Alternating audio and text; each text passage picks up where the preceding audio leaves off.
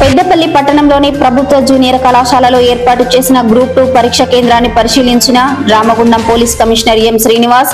Ramagundam police commissionerate పరిధిలోని 66 కేంద్రాలలో group 2 పరీక్ష ప్రశాంతంగా జరిగినట్టు వెల్లడి. ప్రజావాణి సమస్యలను సత్వరమే పరిష్కరించాలి. పెద్దపల్లి జిల్లా కలెక్టర్ కోయ శ్రీహర్ష. పెద్దపల్లి కంచరబావి హనుమాన్ మందిరంలో ఘనంగా గోదాదేవి పుట్టినరోజు వేడుకలు.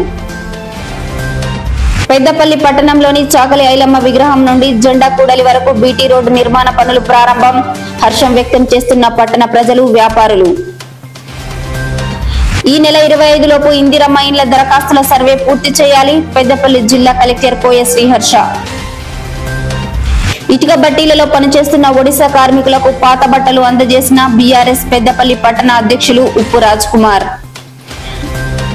హనుమంతుడిపేట గ్రామంలో తాటి చెట్టుపై నుండి పడి గీతా కార్మికునికి గాయాలు.